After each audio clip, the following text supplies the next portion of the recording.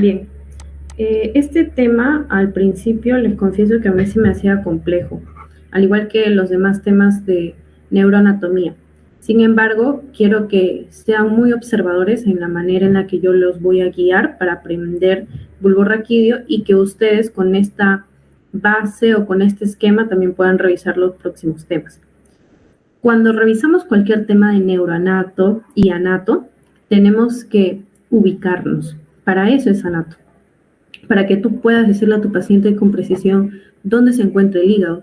Bueno, no sé si ustedes están rotando ya en hospitales, están yendo a prácticas, yo sí, pero muchas veces algunos pacientes confunden la ubicación de algunos órganos, ¿no? Me dicen, me duele aquí, por ejemplo, en el estómago, siento que es el páncreas, pero señalan una localización que no es acorde a.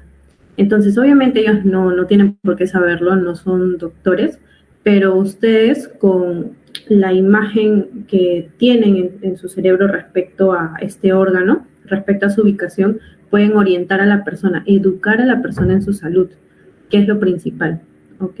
Bueno, haciendo un paréntesis, no solo es diagnosticar, medicar y ya, sino es que la persona conozca bien su enfermedad y en el caso de neuro, eso es muy complejo, porque si una persona tiene, por ejemplo, una lesión en alguna estructura del bulbo raquídeo, más adelante vamos a ver sus estructuras, sería muy difícil que te entienda con la terminología médica, ¿cierto?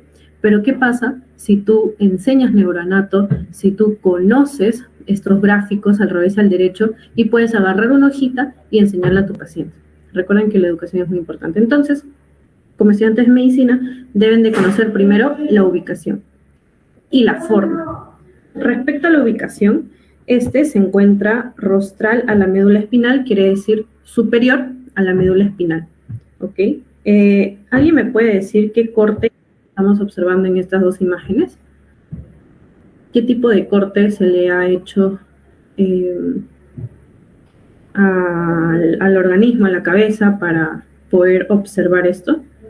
¿Será un corte coronal, transversal, longitudinal?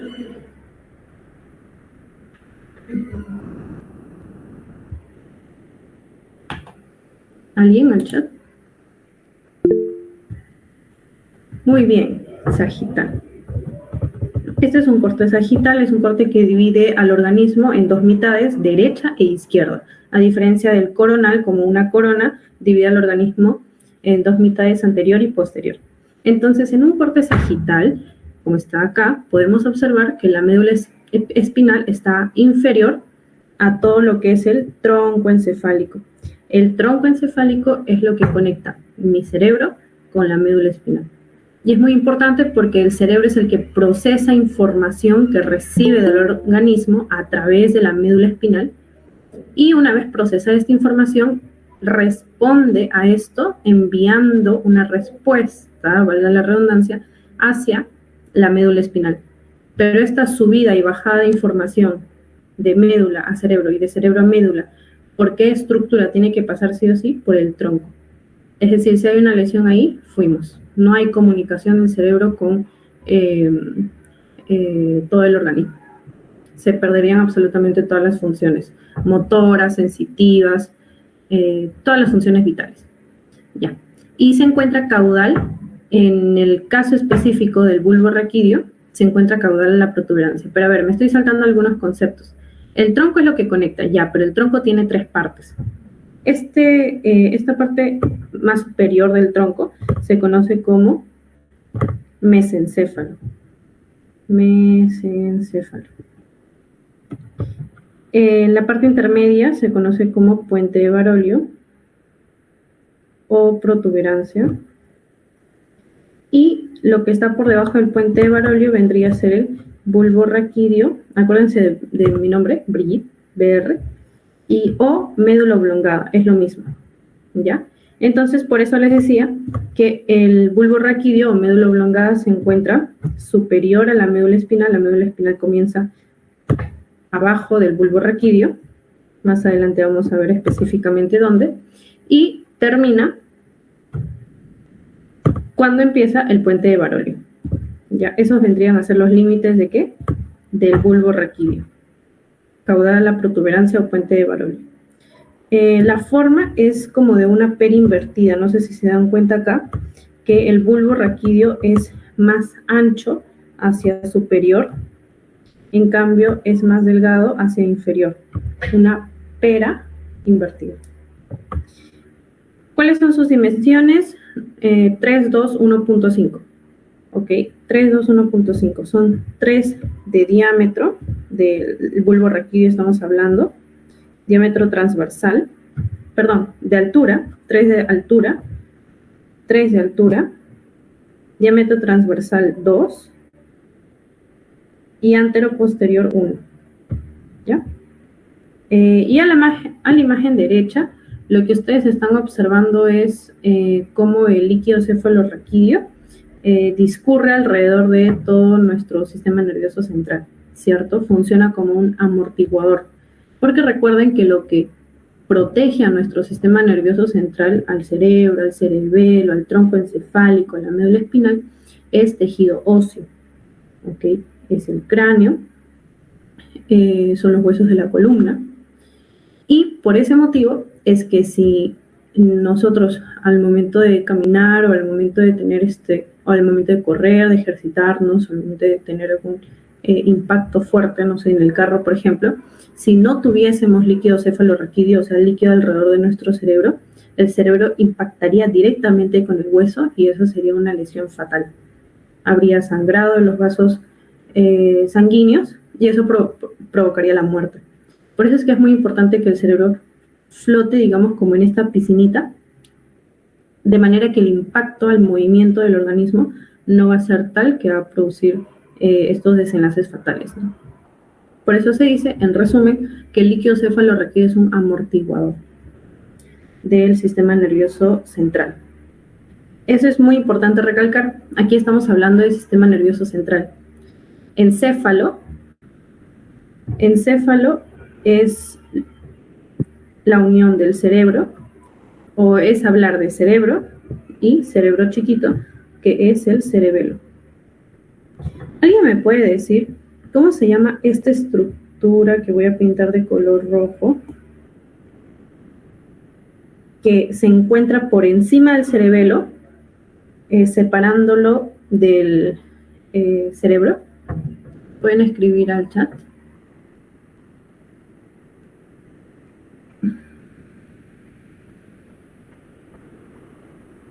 Muy bien, la tienda del cerebelo. ¿Alguien me puede decir cómo se llama esta estructura que estoy señalando con la flecha en rojo? Pero voy a cambiar de color.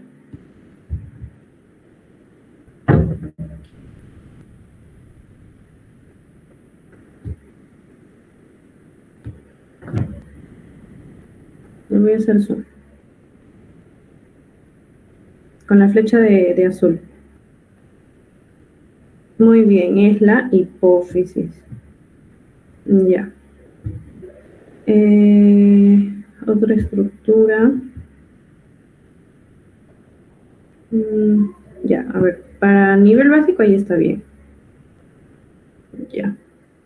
Obviamente ahí tenemos al cuerpo calloso. Podemos observar el relieve que hace el hipotálamo. Tenemos también al hipotálamo. Perdón, el tálamo. El tálamo vendría a estar acá. Lo voy a dibujar más bonito. El tálamo vendría a estar acá. Y este vendría a ser el hipotálamo, que parece una M invertida, ¿no? Ya, muy bien. Algo más.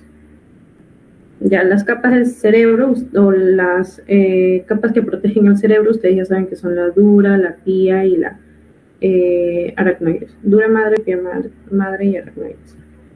Ya, esto que les estoy mostrando acá es para que tengan una visión de cómo se conecta el mesencéfalo al cerebro. El mesencéfalo es esto, ¿no? Que les había comentado acá. Ya, este es el mesencéfalo. Ya, pero si se dan cuenta, ese mesencéfalo está unido al cerebro, al hipotálamo específicamente, mediante estos piecitos. A estos piecitos estos de acá que voy a pintar de color morado, voy a pintar los piecitos, ¿ya? Estos piecitos son dos, o sea, es como si el mesencéfalo al mirar al cerebelo estira sus brazos, por así decirlo, estira pies y se sujeta del lado izquierdo y lado derecho al cerebro. Y si eso lo ven en otro corte, que vendría a ser este, en un corte coronal, si lo vemos así, vemos, ¿no? Lado derecho, lado izquierdo, los dos piecitos del que está aquí abajo, el mesencéfalo, sujetándose del cerebro. Pero, ¿de qué específicamente se sujeta? De esta sustancia blanca que tenemos en el cerebro, la sustancia interna de mi cerebro, por donde tengo haces de axones, ¿cierto? Se conoce como la cápsula interna. Y a través de esta cápsula interna discurre las principales vías una de las principales vías de mi sistema nervioso central, que es la vía piramidal. La vía piramidal es la vía motora. Pero a ver, antes de confundirlos con todo esto que les he dicho, les quiero recordar algo. Cuando nosotros tenemos, por ejemplo, este cerebro que estoy dibujando acá, la corteza tiene a los cuerpos de neuronas. Y como los cuerpos de neuronas no tienen mielina, la corteza yo la voy a ver oscura, porque ahí tengo cuerpos de neuronas. Y como ustedes sabrán, por neuranatos, cierto que hay diferentes neuronas, ¿cierto? En la corteza y forman capas, ¿no? La granulosa externa, la granulosa interna, la piramidal externa, la piramidal interna, de células estrelladas y eso, ¿no? Son varias capas. Ya. Pero cada neurona va a emitir obviamente sus prolongaciones, sus axones. Ya, estos axones se juntan, como ven acá, y todos discurren a través de la cápsula interna. Específicamente los axones de las células piramidales, porque van a dar lugar a este conjunto de fibras de axones que se va a conocer como la vía piramidal. ¿Por qué es una vía? Porque transmite información, porque los axones transmiten información, transmiten el impulso eléctrico. Entonces, no solo viene del lado del hemisferio derecho, sino también viene del hemisferio izquierdo. Entonces, acá yo también tengo, obviamente, en la sustancia negra mis neuronas. Acá tengo los axones y tengo la cápsula interna del otro lado, ¿no? La vía piramidal del otro lado. Ya. Y todo eso va a bajar y va a llegar al tronco encefálico primero al mesencéfalo. Y ahí es donde se conecta. La llegada lo hace en estas estructuras que se llaman pedúnculos.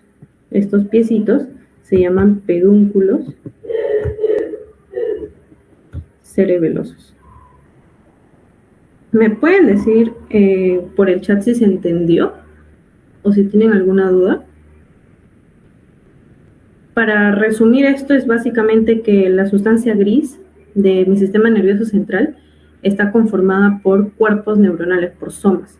En cambio, la sustancia blanca está formada por axones. ¿Y por qué la sustancia blanca por axones? Porque recuerden que los axones están rodeados por mielina. Entonces, la mielina le da ese color blanco a la parte más interna de mi cerebro. ¿Ok? Ya. Ya, bien. ¿Tienen alguna otra duda? ¿O todo quedó claro, chicos? ¿Alguien me puede decir si quedó todo claro? ¿O si desean que repita algo?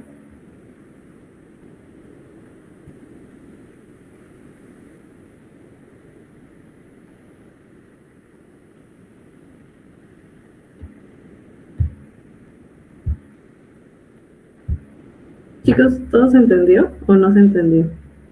Hasta aquí. Sí, ya, genial, gracias, Christopher. Bien. Aquí, por ejemplo, para pasar ya a otra imagen real en un corte sagital, aquí tenemos al tronco encefálico dividido en mesencéfalo, los pedúnculos cerebelosos, protuberancia, ya la conocen, a la médula oblongada, y justo en la parte posterior al puente y a la médula oblongada tenemos el cerebelo. Y este cerebelo tiene una pequeña conexión que lo vamos a ver más adelante. Estos piecitos estos piecitos que extiende el cerebro para conectarse, perdón, el tronco encefálico para conectarse con el cerebelo, se les conocen como pedúnculos, porque son piecitos, son prolongaciones de mi tejido nervioso, pero como lo conectan no con el cerebro, no se van a llamar pedúnculos cerebrales, sino se van a llamar pedúnculos cerebelosos y van hacia abajo. Son los pedúnculos cerebelosos inferiores. Bien. De la misma manera, el cerebelo tiene una corteza donde están las capas de las neuronas, ¿no? Formado por sus cuerpos, y tiene una médula, sustancia blanca. Bien, yo creo que con esto he terminado esta parte de acá. ¿Alguien me dice qué estructura es la que está aquí? La que estoy señalando con la flecha de color morado.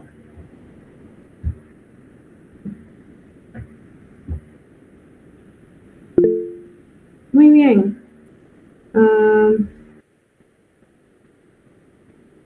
¿Qué es? ¿Qué es? ¿Qué es? ¿Qué es?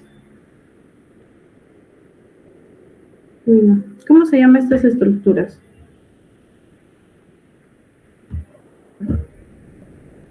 Las que están siendo señaladas de color morado. Muy bien, los cornetes. Esta abertura nasal se llama narina, ¿verdad? Bien. La abertura vocal, labio superior, labio inferior. Eso también es un truco cuando ustedes ven neuranato, anato, fisio también. Es que en las imágenes traten de señalar todo lo que puedan, cada estructura que puedan. Y si por ahí no se acuerdan de algo, pues preguntan a su profe, a sus compañeros. Bien, esto de acá es una vista posterior. Y aquí, si se dan cuenta, para observar desde posterior a mi tronco encefálico, yo debo quitar el cerebelo. Esto es lo que mencionaron hace un momento, esta es la tienda del cerebelo.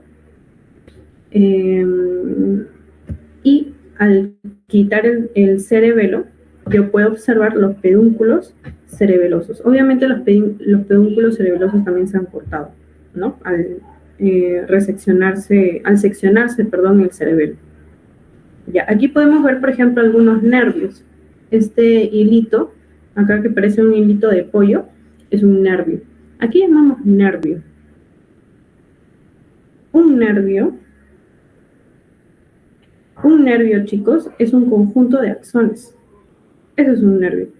Axones mielinizados, obviamente, o bueno, la mayoría, sobre todo los de la vía motora. Necesitamos que las neuronas motoras, o sea, neuronas que le van a decir a nuestros músculos que se muevan, que se contraigan, necesitamos que esas motoneuronas tengan los axones con mucha mielina para que el impulso sea mucho más rápido.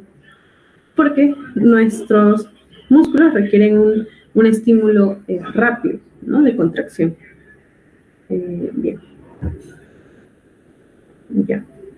Ya. Y supongamos que aquí están las neuronas, este cúmulo de neuronas. Ya, ¿cómo se le llama al cúmulo de neuronas cuyos axones dan origen a un nervio? Por ejemplo, los nervios craneales, ¿cierto? Nervio óptico, nervio olfatorio, etcétera. Ya, se les llama núcleos. Núcleos. Un núcleo es un conjunto de somas neuronales que dan origen a un nervio. Por eso es que cuando ustedes van a hablar de nervios craneales, les van a preguntar, ya, pero ¿dónde está el núcleo de ese nervio? O sea, ¿dónde se origina el nervio? Ya, eso es. Lo vamos a ver más adelante también. En mesencéfalo hay núcleos de nervios, en puente también y en médula también. Pero primero, antes de irnos a lo complicado, tenemos que reconocer las estructuras, tenemos que ubicarlos. Esto que estamos viendo acá son fibras musculares, lo que estamos viendo acá son vasos sanguíneos. Hay algunos vasos sanguíneos muy chiquititos que uno los confunde con nervios. ¿Cuál es la diferencia cuando ustedes estén en un anfiteatro entre un nervio y un vaso sanguíneo? Es que obviamente el nervio no tiene luz. O sea, el nervio no es un tubito. El nervio es como un hilo de pollo, ¿ok? Como hilitos de pollo, no es un tubo. En cambio, los vasos sanguíneos son como tubitos muy pequeños y muy delgados. ¿Okay? Incluso los vasos sanguíneos tú los puedes como comprimir, ¿no? O sea, los presionas y se deprime su pared porque adentro hay un lumen, una luz. Ya, bien. Por ejemplo, acá, miren, estoy observando esto de acá, esta estructura, y me doy cuenta que tiene un lumen, ¿no? Entonces, es un tubito, es un vaso sanguíneo, no es un nervio. Ya. Otra manera en la que yo puedo diferenciar si es un nervio o un vaso sanguíneo, obviamente busco de dónde viene. Y si veo que viene de una estructura nerviosa como el tronco encefálico, obviamente es un nervio. Un vaso sanguíneo no se origina en un tejido nervioso, obviamente. Ya. Algo más. Ya, yo creo que no. Y miren, acá se ve muy bonito la sustancia blanca y la sustancia gris. Recuerden que la sustancia gris del cerebro es algo que llamamos corteza cerebelosa. Perdón, corteza cerebral. Lapsus. Corteza cerebral. Y algo que preguntan mucho en exámenes de neuroanatomía es cuáles son las capas de la corteza cerebral. Ya les expliqué, ¿no? En la corteza hay muchos cuerpos neuronales, pero se dividen en capas. Granulosa interna, granulosa externa, piramidal interna, piramidal externa y así. Ya. Esta es una vista anterior. Ok. La reconozco, ¿por qué? Porque puedo ver acá en la parte inferior el cerebelo, el cerebro chiquito, pero no me está tapando al tronco encefálico. Como no lo tapa, o sea, yo veo el tronco, ya es una vista anterior. O también pueden reconocer que es una vista anterior, ¿por qué? Por esto. ¿Qué nervio es este, chicos? ¿Alguien sabe? Uy, señale mal.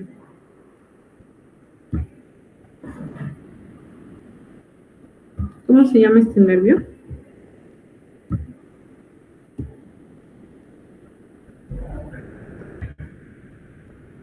Es el primer par craneal.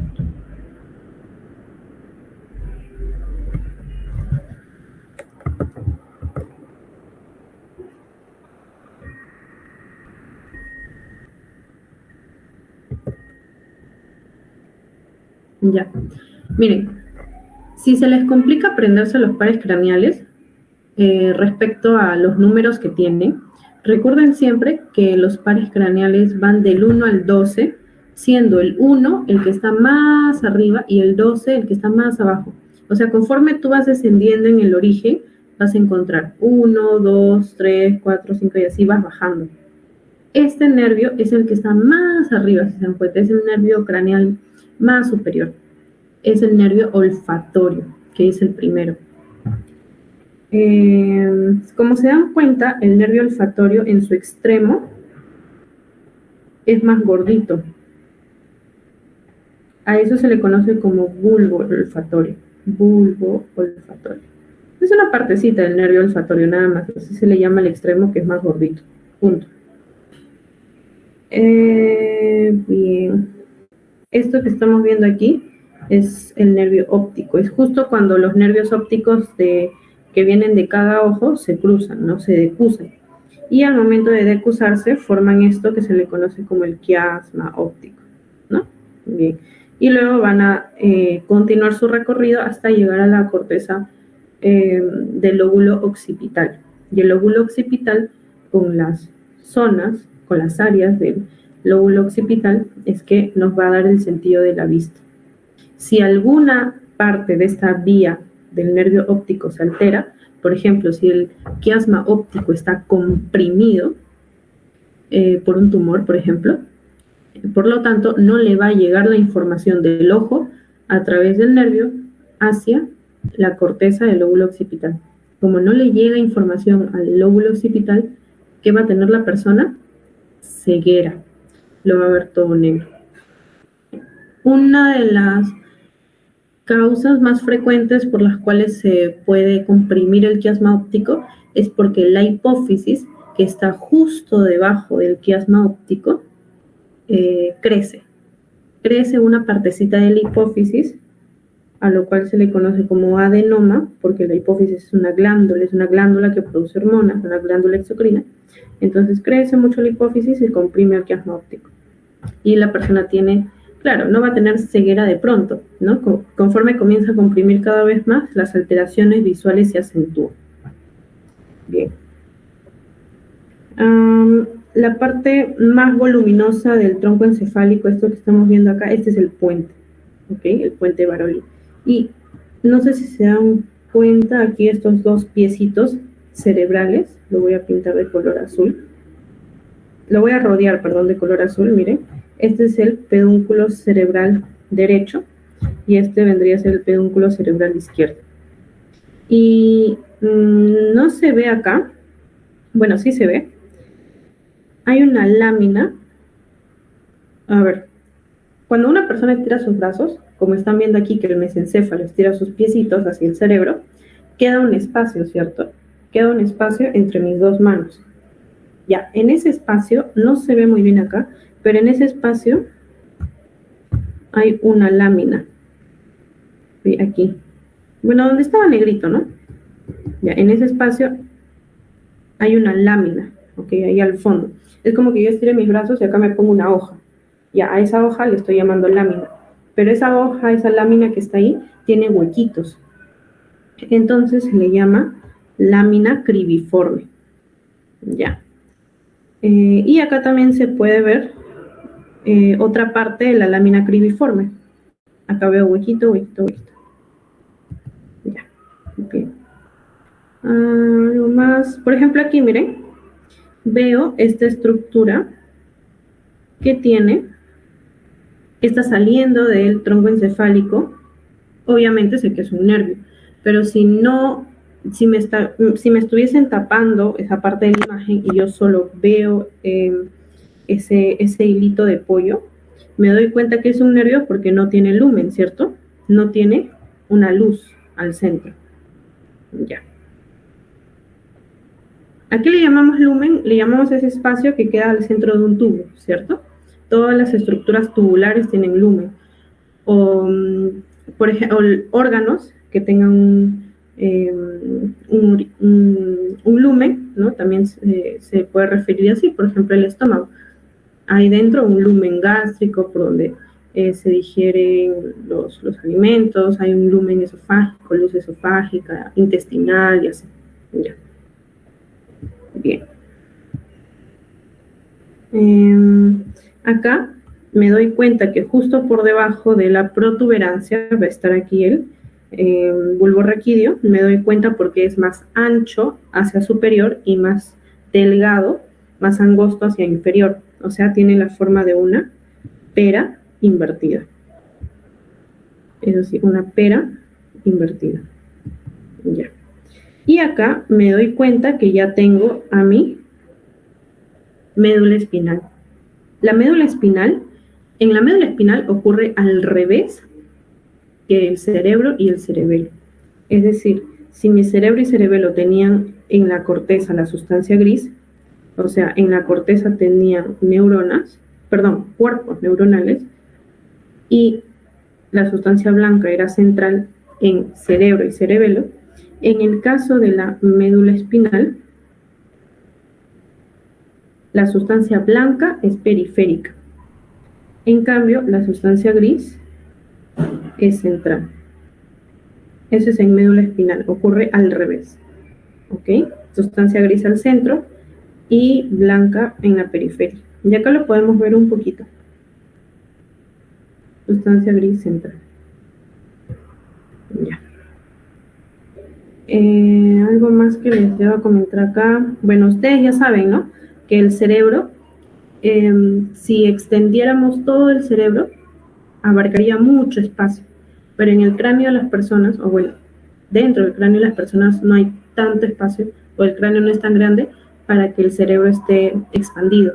Por lo tanto, tiene que enrollarse en sí mismo, formando estas circunvoluciones, ¿cierto? Y para así caber dentro del cráneo, ¿no? Y al formar las circunvoluciones también se forman estos surcos.